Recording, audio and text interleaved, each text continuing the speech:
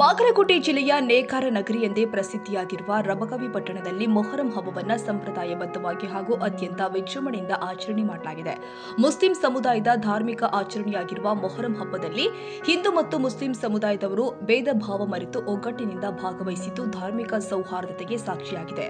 ಮೊಹರಂ ಹಬ್ಬದ ಕೊನೆಯ ದಿನ ದೇವರಿಗೆ ವಿಶೇಷ ಪೂಜೆ ಸಲ್ಲಿಸಿದ ಬಳಿಕ ಸಕಲ ವಾದ್ಯ ಮೇಳಗಳೊಂದಿಗೆ ಮೆರವಣಿಗೆ ನಡೆಯಿತು.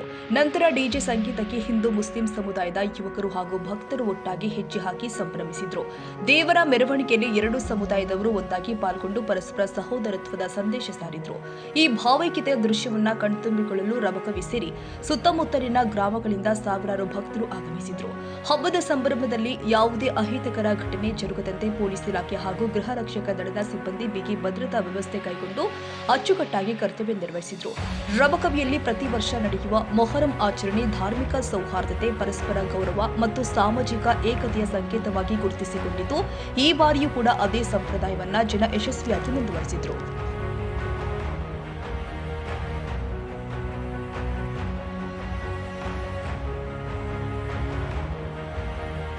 ಕನ್ನಡಿಗರ ಮೆಚ್ಚಿನ ನಿಮ್ಮ ಎಜೆ 24/7 ನ್ಯೂಸ್ ಕನ್ನಡ ವಾಹಿನಿ ಇದೀಗ ಟಿವಿಯಲ್ಲಿ ಲಭ್ಯ.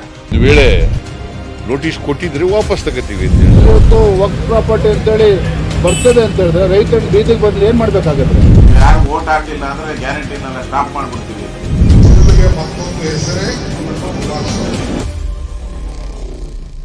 ಕರ್ನಾಟಕ ಮತ್ತು ದೇಶ ವಿದೇಶ 360 ಡಿಗ್ರಿ ಸುದ್ದಿ ಹಾಗೂ ಉತ್ತರ ಕರ್ನಾಟಕ, ಬೆಳಗಾವಿ, ಬಾಗಲಕೋಟೆ, ಧಾರವಾಡ, ಹಾವೇರಿ, ಗದಗ, ಬಿಜಾಪುರ ಜಿಲ್ಲೆಯ ಕ್ಷಣ ಕ್ಷಣದ ವಿವರವನ್ನ ಪಡೆಯುವುದಕ್ಕೆ ಎಜೆ 24/7 ನ್ಯೂಸ್ ಕನ್ನಡ ವಾಹಿನಿಯನ್ನ ಲೈಕ್ ಮಾಡಿ, ವಿಡಿಯೋಗಳನ್ನ ಶೇರ್ ಮಾಡಿ, ಕಮೆಂಟ್ ಮಾಡುವ ಮೂಲಕ ನಮ್ಮ ವಾಹಿನಿಗೆ ಸಹಕಾರ ನೀಡಿ ಮತ್ತು ಚಾನೆಲ್ ಅನ್ನ ಸಬ್ಸ್ಕ್ರೈಬ್ ಮಾಡಿ.